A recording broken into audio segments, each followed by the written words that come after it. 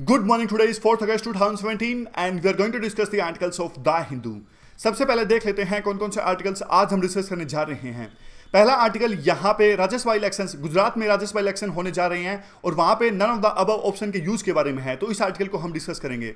नीचे का article government LPG cylinder पे मिलने वाली सब्सिडी को हटाना चाहती है, तो काफ़ी सारे पॉइंट्स हैं, इस आर्टिकल को भी हम डिस्कस करेंगे। बीच का जो बड़ा आर्टिकल है, सिविल सोसाइटी ग्रुप्स के द्वारा एक कानून बनाया गया, मानव सुरक्षा कानून।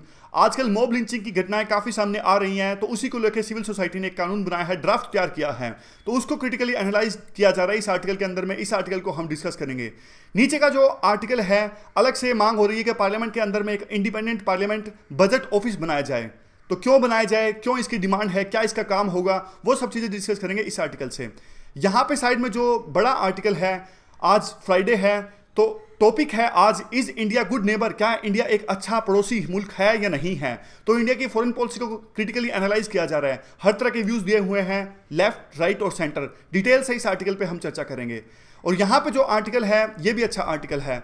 अरब देशों के साथ में इंडिया के रिलेशन जो है किस प्रकार से शेप ले रहे हैं, उस इंडिया के प्रधानमंत्री जो गए थे इजराइल की यात्रा में, उस इवेंट के बाद में, तो इस आर्टिकल को भी हम डिस्कस करेंगे।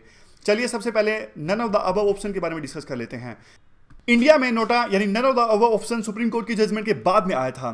अगर कोई वोटर मान लीजिए नोटा का चुनाव करता है, नोटा पे अपना वोट देता है, तो इसका मतलब है कि जो भी कैंडिडेट इलेक्शन लड़ रहे हैं, वोटर किसी से भी संतुष्ट नहीं है और वो इन कैंडिडेट्स में से किसी का भी चुनाव नहीं करना चाहता। तो अभी फिलहाल का कंटेक्स्ट क्या है? फिलहाल का कंटेक्स्ट ये है कि गुजरात में राज्यसभा के इलेक्शंस होने जा रहे हैं। वहां पे कांग्रेस ने एक पिटीशन फाइल करी सुप्रीम कोर्ट के अंदर में कि राज्यसभा इलेक्शंस के अंदर में नोटा को ना शामिल किया जाए। तो इस पिटीशन को सुप्रीम कोर्ट ने रिजेक्ट कर दिया। सुप्रीम कोर्ट ने कहा कि 2014 में जब ये रूल आया था, जब ये वर्डिक्ट आया था, तब तो आपने कोई विरोध किया नहीं। आप अपनी सुविधा के अनुसार आज 3 साल बाद विरोध कर रहे हो कि राज्यसभा इलेक्शंस में नोटा का ऑप्शन नहीं होना चाहिए। राज्यसभा इलेक्शंस की बात करें तो थोड़ा अलग होता है डायरेक्ट इलेक्शंस से। ओपन बैलेट होते हैं। ओपन बैलेट का मतलब ये होता है कि जब राज्यसभा के इलेक्शंस चल रहे होते हैं, तो जो भी वोटर है अपना वोट देते हैं, वो इलेक्शन एजेंट को दिखा के अपना वोट देते हैं, यानी पता होता है कि कौन से विधायक ने किसको वोट दिया। ये इनडायरेक्ट इलेक्शंस होते हैं, डायरेक्ट इलेक्शंस नहीं होते राज्यसभा के। हमारे द्वारा चुने गए जो विधायक होते हैं, वो आगे जाके फिर राज्यसभा के मेंबर्स चुनते हैं। और proportional representation system, single transferable vote होता है।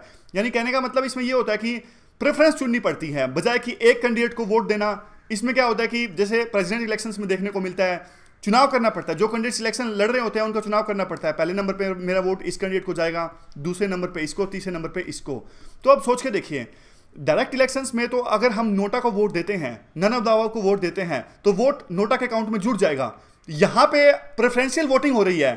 तो मान लीजिए पहला ऐसा हुआ कि नोटा सबसे पहले हमने प्रेफरेंस दे दी, तो नोटा तो कैंडिडेट है नहीं, तो इसमें कैसे होगा?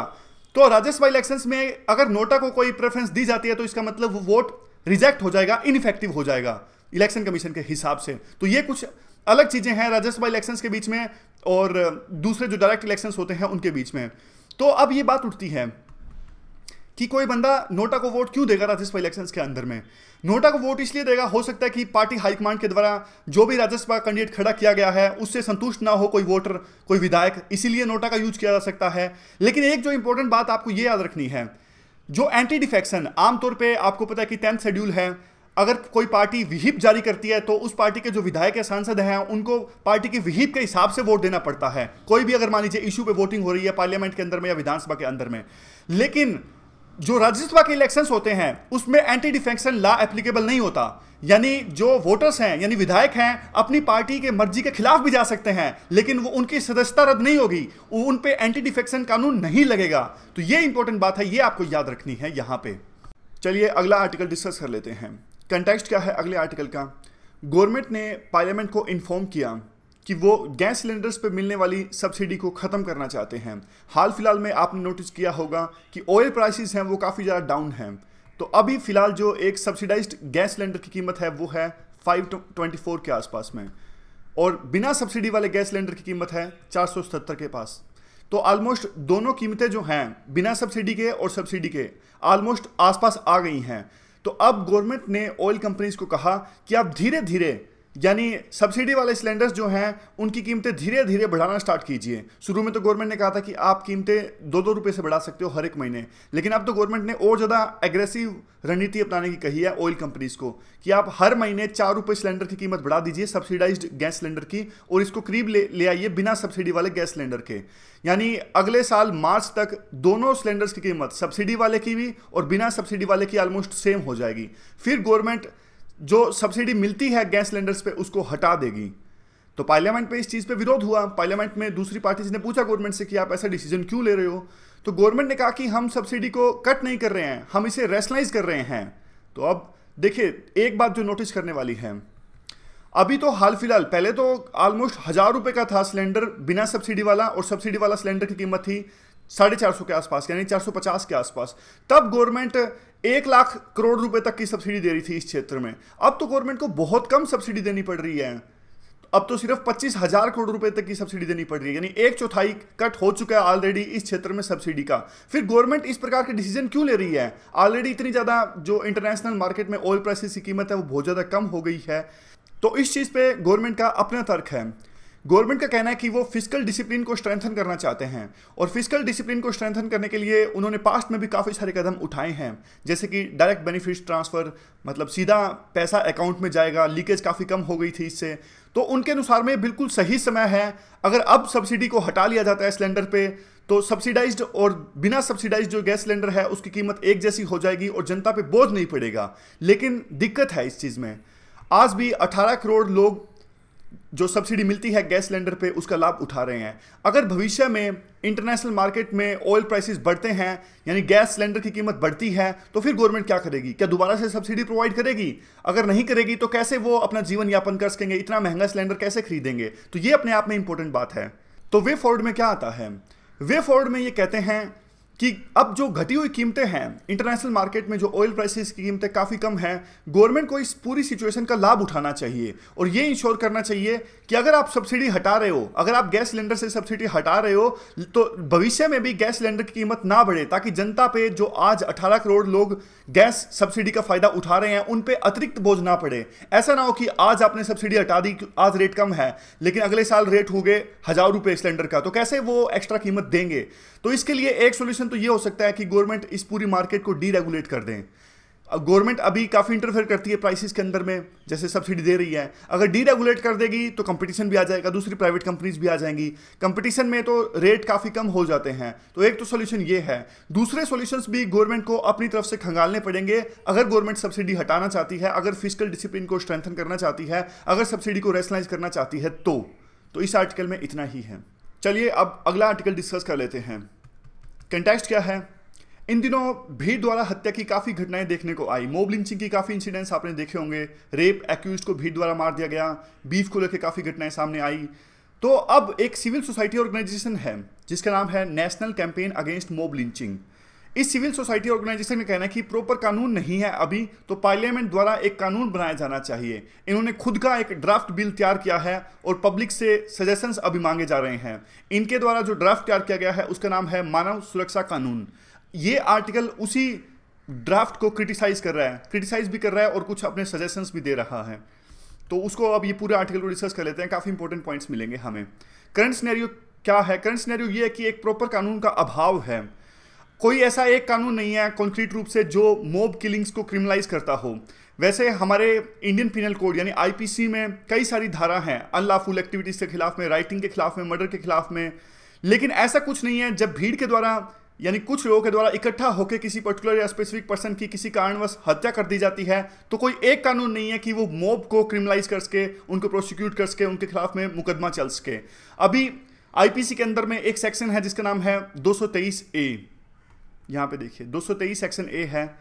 ये उन लोगों के खिलाफ में है अगर 2 या 2 से अधिक पर्सन्स एक साथ आकर के किसी क्राइम को अंजाम देते हैं। लेकिन भीड़ का जिक्र तो फिर भी नहीं है इसमें। ये इसी सेक्शन को इंप्लीमेंट कर दिया जाता है, नहीं इसी सेक्शन का यूज किया जाता है आमतौर पे मॉब को प्रोसिक्यूट करने के लिए, उनके खिलाफ में मुकदमा चलाने के लिए। लेकिन कहीं भी आईपीसी में ऐसा नहीं डिफाइन किया गया है मॉब लिंचिंग होती क्या है। तो इस तरह से, इसी वजह से, इन कारणों की वजह से एक नए कानून की आवश्यकता है जो ये सिविल ऑर्गेनाइजेशन है इनके अनुसार। तो इनके ड्राफ्ट बिल में है क्या? ये कहते हैं कि हमने lynching, mob, victims, in terms को अच्छे से डिफाइन किया है और उसके बाद में लिंचिंग एक नॉन बेलेबल ऑफेंस होगा।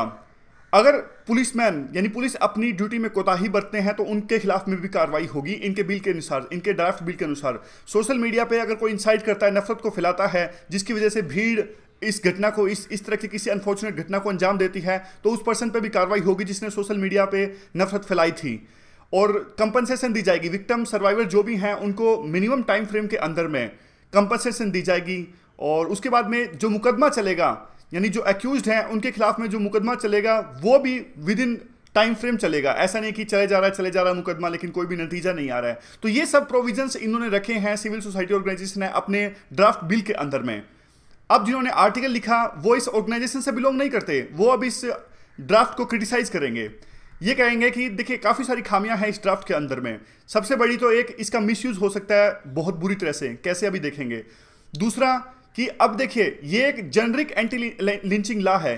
क्या हमारे पूरे देश में जितनी भी मॉब द्वारा हत्या करने की जो घटनाएं सामने आती हैं, क्या ये कानून उन सभी घटनाओं को रोक देगा? नहीं रोक पाएगा। सबसे पहले अब्यूज की बात करते हैं, कैसे इस कानून, अगर ये कानून पार्लियामेंट बना देती है तो कैसे इसका मिसयूज हो सकता है। मिसयूज ऐसे हो सकता है कि इसमें प्रीएम्प्टिव एक्शन की बात की गई है, यानी अगर पुलिस को लगता है कि किसी प्रकार का भीड़ जो है किसी प्रकार की घटना को अंजाम दे सकती है तो पुलिस पहले से भीड़ को तितर बितर कर सकती है, अरेस्ट कर सकती है, यानी कुछ भी जरूरी कदम उठा सकती है। तो अब इस कानून का गलत इस्तेमाल कैसे हो सकता है? मान लीजिए मार्जिनलाइज्ड कम्युनिटी जो है अपने राइट्स की मांग कर रहे हैं, किसी चीज़ के लिए, अपने हकों की मांग के लिए इकट्ठा हुए हैं, तो कंपनी के साथ मिलके अगर मान लीजिए किसी कंपनी के जो मजदूर हैं वो विरोध कर रहे हैं तो पुलिस जो है कंपनी के अधिकारियों के साथ मिलके भीड़ को अरेस्ट कर सकती है, उनके भीड़ के जो लीडर हैं उनको अरेस्ट कर सकती है। इस प्रकार से मिसयूज हो सकता है पुलिस के द्वारा इस कानून का। आगे इस कानून में, इस ड्राफ्ट बिल में यूं भी कहा गया कि रिव्यू कमेटी का निर्माण किया जाएगा, यानी जो केसेस चल रहे हैं उनका प्रोसिक्यूशन किस प्रकार से चल रहा है, ये सब चीजें को मॉनिटर करने के लिए एक रिव्यू कमेटी का निर्माण किया जाएगा। तो अब इनके अनुसार रिव्यू कमेटी का हेड जो है वो पुलिसमैन है, लेकिन अब देखिए पुलिसमैन इस रिव्यू कमेटी का हेड होगा और वो अपनी रिपोर्ट्स सौंपेगा वो भी सीनियर पुलिस ऑफिसर्स को। तो आजकल तो पुलिस जो है उसकी कार्यप्रणाली के अंदर में कितनी ज्यादा पॉलिटिकल इंटरफेरेंस होती है, तो पुलिस का इंडिपेंडेंट रूप से जांच कर सकेगी? नहीं कर सकेगी। तो अच्छा तो ये होता कि रिव्यू कमेटी का जो चेयरमैन या रिव्यू कमेटी के मॉनिटरेंस आपको देनी थी तो आप किसी सिविल सोसाइटी ऑर्गेनाइजेशन को देते। पुलिस को रिव्यू कमेटी के सुपरविजन देने से कोई फायदा होगा नहीं। उसके बाद में ये एक इंपॉर्टेंट पॉइंट यहां पर रखते हैं, ये कहते हैं कि मॉब लिंचिंग की जो घटनाएं सामने आती हैं उनमें एक पैटर्न है। ये घटनाएं तब ज्यादा और ज्यादा विकराल रूप धारण कर लेती हैं जब किसी ग्रुप स्पेसिफिक, कम्युनिटी स्पेसिफिक के खिलाफ में होती हैं। आमतौर पे अगर ये घटनाएं, अब जैसे एग्जांपल के साथ मैं आपको बताता हूं, ये इनका ये कहना है कि जब मॉब लिंचिंग हुई, मारुति यानी मानेसर में एक घटना हुई थी, आपको याद होगा, भीड़ ने मारुति का जो ऑफिस था मानेसर हरियाणा के अंदर में उसको आग लगा दी थी। तो ऑफिस को आग लगाई थी तो वहां पे एक एचआर भी थे, उनकी मौत हो गई थी। तो ये जो मॉब लिंचिंग हुई थी इसके खिलाफ में पुलिस ने सख्त कार्रवाई करी, बहुत ज़्यादा सख्त कार्रवाई करी थी। 148 पर्सन्स को अरेस्ट कर लिया गया था, मुकदमा भी बहुत तेज़ी से चला। एक सिग्नल देना चाहती थी गवर्नमेंट कि यहाँ पे आप इन्वेस्ट कर सकते हो और इस प्रकार से अनरेस्ट नहीं है हमारे देश के अंदर में। तो अब देखिए ये मॉब लिंचिंग हुई तो पुलिस ने पूरी कार्रवाई करी, लेकिन अब इनका कहना है आर्टिकल के अंदर में अगर माइनॉरिटी स्पेसिफिक या फिर किसी और ऐसे ग्रुप स्पेसिफिक अगर मॉब लिंचिंग होती है तो उस पर जो कार्रवाई नहीं करती पुलिस, और क्योंकि एक ये पॉलिटिकल इशू है इसी वजह से पुलिस कार्रवाई नहीं करती। तो इस चीज पे कुछ ना कुछ किया जाना चाहिए, ये एक बड़ा इशू है। कानून जो अभी हैं वो भी सफिशिएंट है, लेकिन अगर गवर्नमेंट ये इंश्योर कर लेती है कि पुलिस अच्छे से काम करे, और इनका कहना कई बार तो गवर्नमेंट ही मिली होती है पुलिस के साथ में, तो गवर्नमेंट तो क्या ही इंश्योर करेगी पॉलिटिकल रीजंस के कारण में।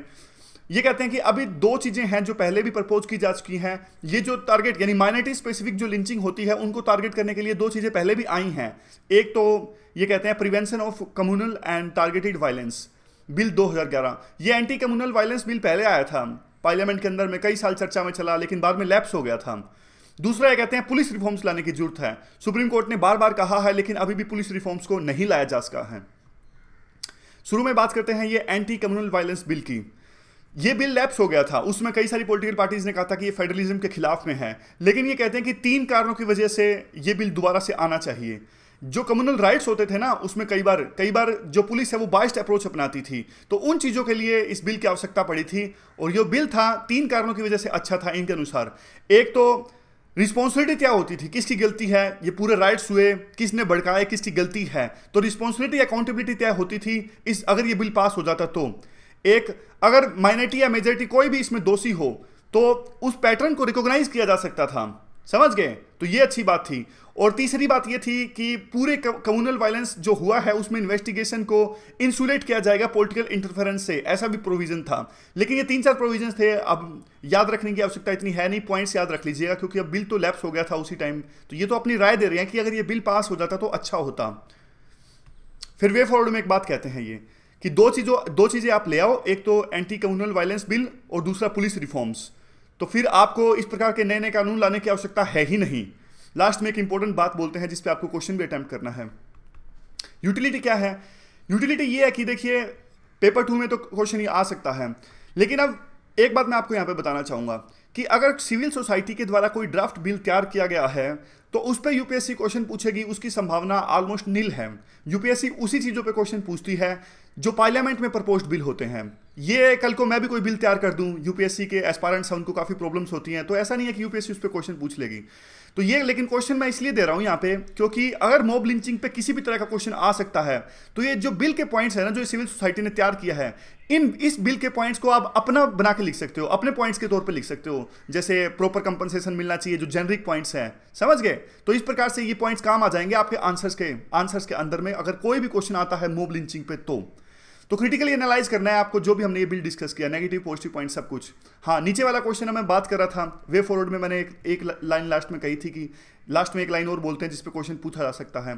ये क्वेश्चन ये एथिक्स में कई बार यूपीएससी इस प्रकार से वे क्वेश्चंस पूछती है, बिल्कुल ओपन एंडेड क्वेश्चंस। जैसे even the best of laws can achieve little in the face of law enforcement machinery prime to do the bidding of political masters. Question का मतलब ये है कि कितना ही बढ़िया आप कानून बना लीजिए, अगर लॉ मशीनरी जो है वो पॉलिटिकल मास्टर्स के हाथों में खेलती रहेगी तो वो लॉज जो है, जो अच्छे कानून आपने बनाए हैं, वो ठीक से काम नहीं करेंगे। यूपीएससी बिल्कुल ऐसे ही क्वेश्चन पूछती है एथिक्स में, ओपन एंडेड क्वेश्चंस। तो अपने हिसाब से अब अपने पर्सनल एग्जांपल्स के साथ बताना, अलग अलग एग्जांपल्स के साथ में इस पूरे इश्यू पे कमेंट करना। अब चलते हैं अगले आर्टिकल की तरफ में। अगला आर्टिकल पार्लियामेंट्री बजट ऑफिस बनाने की जो डिमांड है उसको लेके है। अलग से डिमांड चल रही है कि पार्लियामेंट के अंदर में एक बजट ऑफिस का निर्माण किया जाए। अगर अभी हम पार्लियामेंट के रोल की बात करें तो बजट जो पास होता है वो पार्लियामेंट के थ्रू होता है, नो डाउट।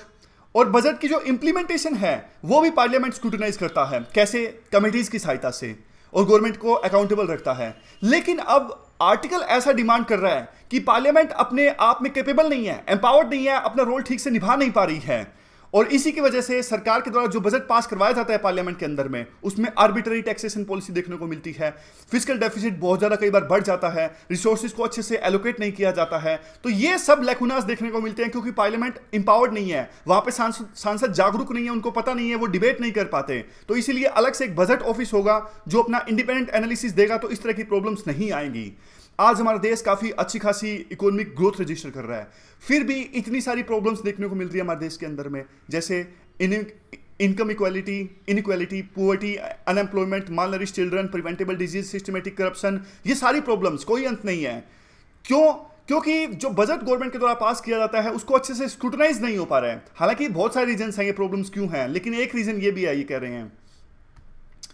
अब कहते हैं कि आगे इसीलिए एक ऐसे ऑफिस का अगर निर्माण किया जाता है तो वो सारी चीजें स्क्रूटिनाइज करेगा कि बायस क्यों हो रहा है स्पेंडिंग में, कई जगह पे किसी पर्टिकुलर सेक्टर में, पर्टिकुलर जगह में रिसोर्सेज को बहुत ज्यादा क्यों एलोकेट किया जा रहा है, वो क्वेश्चन उठाएगा। जब क्वेश्चन उठाए जाएंगे तो बाकी सांसदों को भी पता लगेगा कि गवर्नमेंट किस प्रकार से गलत काम कर रही है। बहुत ज्यादा डिटेल्स जो हैं बजटरी प्रोसेस के अंदर में, बजट के अंदर में, वो उनको नहीं पता होता। अगर एक अलग से बॉडी होगी वो सारे फैक्ट्स सांसदों के सामने बिल्कुल ईजी टर्म्स में रखेगी तो उनको और अच्छे से समझ में आएगा और वो आवाज उठा सकते हैं, पार्लियामेंट के अंदर में बोल सकते हैं कि देखिए आप ये गलत काम कर रहे हो यहाँ पे। इसीलिए आज एक इंडिपेंडेंट बजटरी यूनिट की आवश्यकता है। काफी सारे डेवलप्ड कंट्रीज में ऑलरेडी ये बजट यूनिट है और अभी डेवलपिंग कंट्रीज के अंदर में भी ट्रेंड बढ़ रहा है कि इस प्रकार से इंडिपेंडेंट बजट यूनिट का निर्माण किया जाए। रोल क्या होगा अगर अलग से पार्लियामेंट्री बजट ऑफिस बनाया जाता है? रोल तो ये होगा कि एक इंडिपेंडेंट एनालिसिस दिया जाए इकोनॉमिक के बारे में, यानी हमारे देश की इकोनॉमी आगे कैसे बढ़ेगी, कैसे तरक्की करेगी। ये सब अब गवर्नमेंट के द्वारा भी दिया जाता है। फोरकास्ट गवर्नमेंट करती है कि 7% से बढ़ेगी, 8% से बढ़ेगी आने वाले साल में, लेकिन वो इंडिपेंडेंट एनालिसिस नहीं होता। और जबकि बेसलाइन एस्टीमेट सर्वे ये भी देगी। इसके अलावा जो भी बजट है उसके प्रपोजल्स हैं उनको अच्छे से एनालाइज करेगी, कोई भी खामी है तो उजागर करेगी सांसदों के सामने, देश के सामने, पब्लिक डोमेन में डेटा रिलीज करेगी, medium to long term analysis भी करेगी अगर ये बॉडी का निर्माण होता है तो। अभी तो सिर्फ बात ही चल रही है ना, प्रपोजल है, अगर बनाया जाता है तो ये सब रोल होगा। इसके अलावा और भी कोडिफाई अगर उसको करेंगे, कानून के दायरे में उसको बनाएंगे तो और भी काफ़ी कुछ दिया जा सकता है, उनके मैंडेट को बढ़ाया जा सकता है, जैसे कि tax analysis, long term analysis, spending cuts और बजट की आउटलाइन को एनालाइज करना, प्रायोरिटीज तय करना, देश को आज कौन सी चीज़ की ज़्यादा आवश्यकता है। तो ये सब काम किए जा सकते हैं अगर इस ऑफिस का निर्माण होता है तो। स्पेशलाइज स्टाफ होना चाहिए, लेकिन दो बातों का जिक्र करते हैं। एक, सबसे पहले इंडिपेंडेंट और स्पेशलाइज स्टाफ होना चाहिए। अगर गवर्नमेंट के दायरे में काम करेगी तो फिर इस बॉडी का बनाने का कोई फायदा है नहीं, फिर तो गवर्नमेंट पहले से अपने डाटा काफी कुछ रिलीज कर ही रही है, गवर्नमेंट के इशारों पे अगर ये बॉडी चलेगी तो इसलिए इस बॉडी को स्पेशलाइज स्टाफ होना चाहिए और इंडिपेंडेंट होनी चाहिए, ये सबसे इंपॉर्टेंट है। और लॉ के अंदर में होनी चाहिए, एग्जीक्यूटिव ऑर्डर से नहीं बननी चाहिए, कोडिफाई अंडर द लॉ। तो ये बातें हैं। वे फॉर्ड में भी कुछ कहते हैं ये। वे फॉर्ड में सिंपल सी बात कहते हैं कि आज पार्लियामेंट्री स्क्रूटनी है वो बहुत ज़्यादा इंपॉर्टेंट है, किसी भी डेमोक्रेसी की नींव होती है, क्योंकि इससे एग्जीक्यूटिव को अकाउंटेबल रखा जा सकता है। और इसीलिए आज आवश्यकता है कि इस प्रकार की इंडिपेंडेंट बॉडी बनाई जाए ताकि गवर्नमेंट को अकाउंटेबल रखा जा सके, पार्लियामेंट को एम्पावर किया जा सके, तो और जो देश की जो जरूरतें हैं, जो प्रायोरिटीज़ हैं, उनको तय किया जा सके, सारा बजट की जो प्रोसेस है वो अच्छे से चल सके। तो ये पूरा आर्टिकल था अलग से पार्लियामेंट्री बजट ऑफिस बनाने को लेके। अब चलते हैं अगले आर्टिकल की तरफ में। अगला आर्टिकल डिस्कस कर रहा है कि क्या हम अच्छे पड़ोसी हैं, is India a good neighbour. हर तरह के व्यूज हैं, leftist view, rightist view, centrist view.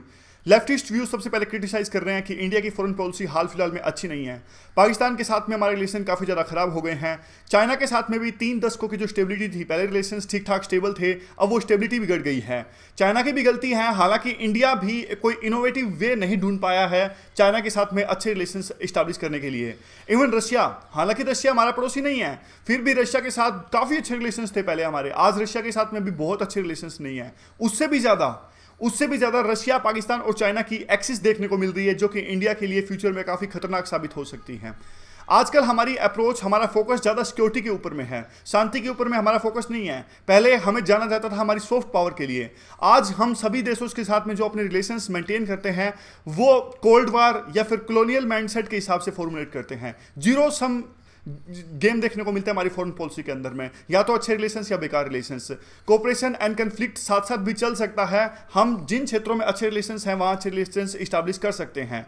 हमारा जो मेन अभी फोकस है वो है कि पावर स्टेटस को किस प्रकार से हासिल किया जाए। इसीलिए जो हमारे पड़ोसी मुल्क है भूटान, नेपाल, यहाँ हम हमारे रिलेशंस को इस प्रकार से मेंटेन कर रहे हैं, जो पुराने कॉलोनियल जो स्ट्रक्चर्स थे उनको हम रिमूव नहीं कर रहे हैं। समझ गए? हमारा मेन फोकस ये है कि हमारा जो डोमिनेंस है इन छोटे देशों के अंदर में किसी न किसी प्रकार से अपने डोमिनेंस को इस्टेब्लिश किया जाए। इसी की वजह से हमारे रिलेशंस खराब हो रहे हैं और हमारे पड़ोसी देश के मुल्क जो हैं हम उनके साथ में हमारे अच्छे रिलेशंस अभी फिलहाल नहीं हैं। आगे ये मांग करते हैं कि फंडामेंटल्स को फिर से ठीक करो। रशिया और चाइना के बीच में भी किसी समय में बॉर्डर डिस्प्यूट था, लेकिन उन्होंने काफ़ी बढ़िया ढंग से इन्होंने अपने रिलेशंस इंप्रूव किए। उसी प्रकार से इंडिया को भी चाइना से रिलेशंस इंप्रूव करने चाहिए। इंडिया चाइना को देखता है वेस्ट के नैरेटिव से, वेस्टर्न मीडिया जिस प्रकार से डिमीन करती है चाइना को, इंडिया उसी नैरेटिव से चाइना को कंसिडर करता है, एनालाइज करता है। जबकि एशियन पर्सपेक्टिव से हमें चाइना को देखना चाहिए और उसी हिसाब से अपने रिलेशंस हैं वो फॉर्मुलेट करने चाहिए। दोनों बड़ी सिविलाइजेशंस हैं, हिस्टोरिकल एंड कल्चरल अवेयरनेस है, तो ये सब चीज़ें ये लिखते हैं। ये वो नहीं लिखते, 1962 में भी अच्छे ढंग से देखा था किस प्रकार से वार हुआ। खैर आगे चलते हैं। राइटिस्ट व्यू क्या कहते हैं? राइटिस्ट व्यू के द्वारा कहा जाता है कि इंडिया की जो अभी की पॉलिसी है नेबरहुड फर्स्ट, वो बहुत बढ़िया चल रही है। और 1985 में सार्क बनाया गया था, तो इंडिया ने हाल फिलहाल में सार्क पे बहुत फोकस किया। वो बात अलग है कि पाकिस्तान ने जिस प्रकार से टेररिज्म फैलाया, तो पाकिस्तान के अंदर में जो समिट होने वाला था सार्क का वो कैंसिल हो गया, लेकिन वो इंडिया की मजबूरी थी। लेकिन पिछले 3 सालों में इंडिया ने नेबरहुड पे, पड़ोस पे काफ़ी फोकस किया है। एजुकेशन की बात कर लीजिए, आज हमारे जो पड़ोसी देश हैं काफ़ी स्कॉलरशिप्स दी जा रही हैं, जो भूटान के अंदर में, नेपाल के अंदर में, बांग्लादेश के अंदर में, यहाँ के स्टूडेंट्स हमारे देश में पढ़ने के लिए आ रहे हैं। हेल्थ सेक्टर की बात कर लीजिए, मेडिकल टूरिज्म हमारे देश में बहुत अच्छे से चल रहा है। पाकिस्तान जिसके साथ हमारे रिलेशंस आज अच्छे नहीं हैं, फिर भी पाकिस्तान के जो सिटीजन्स हैं वो हमारे देश में आने के लिए ललायत हैं इलाज करवाने के लिए। और सुषमा स्वराज जो हमारी फॉरेन मिनिस्टर यानी विदेश मंत्री हैं, उन्होंने बार बार इस चीज़ पर फोकस किया है कि इंडिया लिबरली कंसिडर करेगा जो हमारे पड़ोसी देशों को जो सिटीजन्स हैं उनके मेडिकल इलाज के लिए जो रिक्वेस्ट हैं, इंडिया उनको लिबरली कंसिडर करेगा। आगे फिर कहते हैं कि देखिए नेपाल और इंडिया का बहुत बड़ा ओपन बॉर्डर है, बिजनेस और ट्रेड काफ़ी अच्छे से मेंटेन होता है। बांग्लादेश के साथ में भी ऐसा ही है, हालांकि बांग्लादेश के साथ में काफ़ी ट्रेड गैप है जो ट्रेड डेफिसिट है वो काफ़ी ज़्यादा है, लेकिन धीरे धीरे वो ट्रेड डेफिसिट कम हो रहा है। बांग्लादेश का एक्सपोर्ट इंडिया के अंदर में बढ़ता ही जा रहा है। आप नेचुरल डिजास्टर की बात कर लीजिए, श्रीलंका में बाढ़ आती है, इंडिया के शिप जो है वो तुरंत पहुंच जाते हैं। मालदीव में पीने के पानी की प्रॉब्लम होती है, इंडिया के जो एयरक्राफ्ट हैं वो पानी, पीने का पानी लेके पहुंच जाते हैं। कोई भी इस पूरे रीजन में, इंडियन ओशन में कोई डिजास्टर होता है, इवन नेपाल के अंदर में जब भूकंप आया तो इंडिया सबसे पहले पहुंचा वहां पे मदद प्रोवाइड करने के लिए। तो नेचुरल डिजास्टर में भी इंडिया बखूबी साथ निभा रहा है। और ये पूरा एरिया, यानी पूरे जो हमारे पड़ोसी मुल्क हैं इनके साथ में जो रिलेशंस हैं इंडिया के रडार पे है, और इंडिया बहुत ज़्यादा फोकस इस पर कर रहा है। आगे कहा जाता है कि देखिए जो रिलेशंस हैं नेबरहुड के साथ में, उसके काफ़ी सारे डायमेंशंस हैं और इंटरेक्टिव रिलेशंस हैं, क्योंकि जो पूरी सिविलाइजेशन है वो काफ़ी शेयर्ड है। क्योंकि पहले सभी जो एक ही तो थे, बाद में धीरे धीरे जब ब्रिटिशर्स आए थे, नेपाल, पाकिस्तान, ये सब एक ही कॉन्टिनेंट के पार्ट थे, सब कॉन्टिनेंट के, लेकिन धीरे धीरे अलग हो गए। तो जो सिविलाइजेशन है वो काफ़ी शेयर्ड है। कल्चरल रिलेशंस भी काफ़ी मजबूत हैं, इसी के लिए इंडिया कल्चरल रिलेशंस पर भी फोकस कर रहा है। साउथ एशियन सैटेलाइट का निर्माण किया, पाकिस्तान को छोड़ के बाकी सभी देशों ने हाँ भर दिया कि साउथ एशियन सैटेलाइट जो इंडिया ने छोड़ा है उसका फ़ायदा उठाए जाएंगे, जो भी फ़ायदा मिल सकेगा उस सैटेलाइट से। वे फॉरवर्ड में कहा जाता है कि अभी की फिलहाल की जो नेबरहुड फर्स्ट पॉलिसी है उसके काफ़ी रिच डिविडेंड्स देखने को मिल रहे हैं। इंटरेक्शंस, हाई लेवल विजिट जो है वो काफ़ी ज़्यादा हो रही हैं, और इन विजिट से एक फ्यूचर रोड मैप तैयार हो रहा है कि कैसे जो रिलेशंस हैं वो आगे जाएंगे इंडिया के अपने नेबर्स के साथ में।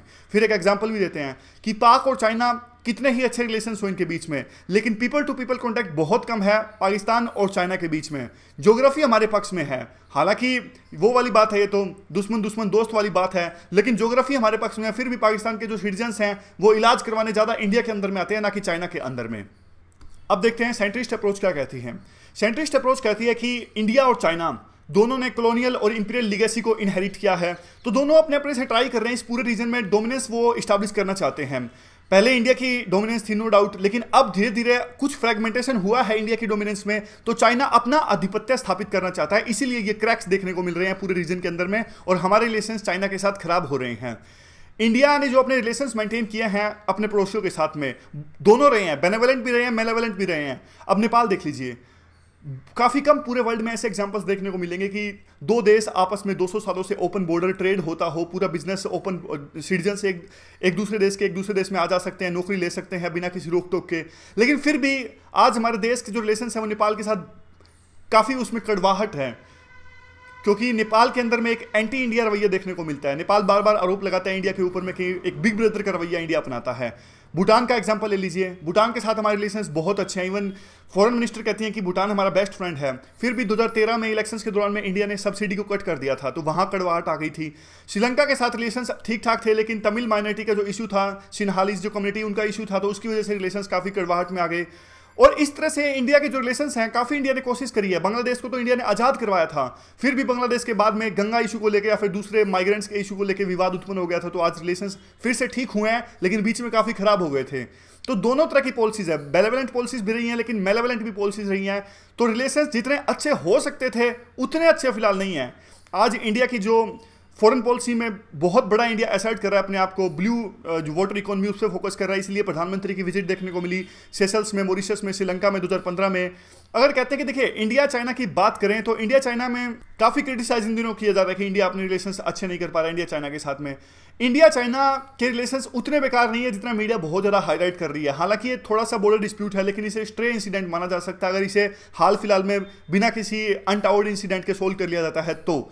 इंडिया वेस्टर्न बॉर्डर पे देखो कितनी ज़्यादा टेंशंस रहती हैं, पाकिस्तान के साथ जो बॉर्डर है, चाइना के साथ डिस्प्यूट है बॉर्डर पे, फिर भी इतनी ज़्यादा टेंशंस नहीं है अगर 2-3 इंसिडेंट्स को छोड़ दो तो ये उम्मीद कर रहे हैं कि चाइना के साथ में जो अभी फिलहाल का डोकलाम बॉर्डर डिस्प्यूट है उसे सुलझा लिया जाएगा शांतिपूर्वक ढंग से और चाइना के साथ रिलेशंस ठीक ठाक रहेंगे। तो क्वेश्चन अभी आपको अटेम्प्ट करना है, यूटिलिटी इसकी पेपर 2 में हो सकती है। Critically analyse the Indian foreign policy with respect to neighbours in the last decade. एक बात यहाँ पे याद रखिएगा, यहाँ पे दे दिया गया है फॉरेन पॉलिसी को आपको क्रिटिकली एनालाइज करना है विद रिस्पेक्ट टू नेबर्स, लेकिन सिर्फ 10 सालों में जो फॉरेन पॉलिसी रही है उसको क्रिटिकल एनालाइज करना है। टॉपिक में तो काफ़ी सारे इश्यूज पे बात हुई है, लेकिन क्वेश्चन में सिर्फ लास्ट डेकेड दिया है। लास्ट में कंक्लूजन के लिए एक बात और भी जोड़ दी गई है, इज इंडिया गुड नेबर्स, क्या इंडिया एक अच्छा पड़ोसी है? तो अच्छे से कंक्लूजन भी दीजिएगा। अगला टॉपिक काफ़ी इंटरेस्टिंग है, भारत के प्रधानमंत्री इजराइल की यात्रा पर गए, तो ऐसा कहा जाने लगा कि इंडिया पहले इजराइल और पैलेस्टीन के रिलेशंस को हमेशा एक साथ देखता था, पैलेस्टीन के काज के लिए हमेशा समर्थन देता था इंडिया। अब इंडिया ने दोनों देशों के साथ में जो अपनी फॉरेन पॉलिसी थी उसको डिहाइफनेट कर दिया है, हालांकि बैलेंस भी इस्टेब्लिश करने की कोशिश करी। इजराइल की यात्रा पर जाने से ठीक पहले पैलेस्टीन के प्रेसिडेंट को इंडिया ने इनवाइट किया, होस्ट किया उनको। अब देखिए एक इंपॉर्टेंट बात यहाँ पे, ट्रेडिशनली अरब कंट्रीज के साथ में इजराइल के रिलेशंस अच्छे नहीं है, आपको पता है इस चीज़ का। और जिस भी देश के रिलेशंस अच्छे रहते हैं इजराइल के साथ में, उसके रिलेशंस अच्छे नहीं रहते हैं अरब देशों के साथ में। तो ये इंपॉर्टेंट बात है यहाँ पे। तो अब कई एक्सपर्ट्स ने ऐसा कहा, क्योंकि इंडिया अपने रिलेशंस इजराइल के साथ स्ट्रेंथन कर रहा है, तो इंडिया के रिलेशंस जो हैं अरब कंट्रीज के साथ में खराब हो जाएंगे। लेकिन ये सही नहीं है। आर्टिकल ऐसा कह रहा है कि ये बात सही नहीं है, क्योंकि अरब कंट्रीज अब इस बात को समझ चुके हैं कि इंडिया जैसा कोई साउथ एशियन पावर उनको क्या लेना देना। तो अपने रिलेशंस अरब कंट्रीज जैसे सऊदी लाइट जो ग्रुप है गल्फ काउंसिल वाला, वो इंडिया के साथ में रिलेशंस अपने बिगाड़ेगा नहीं। लेकिन अब आर्टिकल दूसरा पक्ष पेश कर रहा है। आर्टिकल कहता है कि देखिए, लेकिन इजराइल को छोड़ दीजिए आप, ईरान, आज पहले जो कंपटीशन देखने को मिलता था सऊदी लाइट ग्रुप यानी अरब कंट्रीज में और इजराइल के बीच में, आज वही कंपटीशन देखने को मिलता है अरब कंट्रीज और ईरान के बीच में। समझ गए? उनके रिलेशंस अब बल्कि ईरान के साथ में और ज्यादा खराब हैं। ट्रेडिशनली उनकी दुश्मनी इजराइल के साथ में थी, लेकिन आज उनकी दुश्मनी ईरान के साथ में ज्यादा है। सऊदी लाइट ग्रुप की मेनली बात हो रही है यहाँ पे। सऊदी अरेबिया के जो भी साथी देश हैं, जैसे कतर के साथ तो खैर लड़ाई है, जो पड़ोसी इनके मुल्क हैं यूएई जैसे।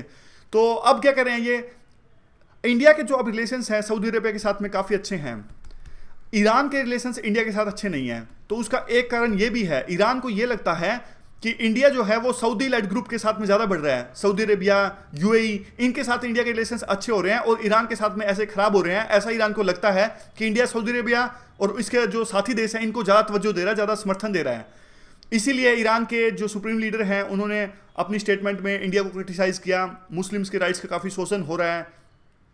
तो ये अपने आप में काफ़ी अजीबोगरीब है। एकदम से ये इंडिया को क्रिटिसिज्म को लेके जो फ्रीक्वेंसी है स्टेटमेंट्स की, वो ज़्यादा काफ़ी बढ़ गई है। उसका एक मेन कारण ये भी हो सकता है कि इंडिया के रिलेशंस हैं वो सऊदी अरेबिया और इनके साथी देशों के साथ अच्छे हो रहे हैं। ये आर्टिकल इसी चीज़ पे है। एथिक्स में क्वेश्चन आज जो आपको अटेम्प्ट करना है, corruption causes the misuse of government treasury, administrative efficiency and obstruction in the path of national development, discuss the Kautilya's view. तो अच्छे से इस क्वेश्चन को भी अटेम्प्ट कीजिएगा। आज के डिस्कशन में बस इतना ही। Thank you very much for discussion.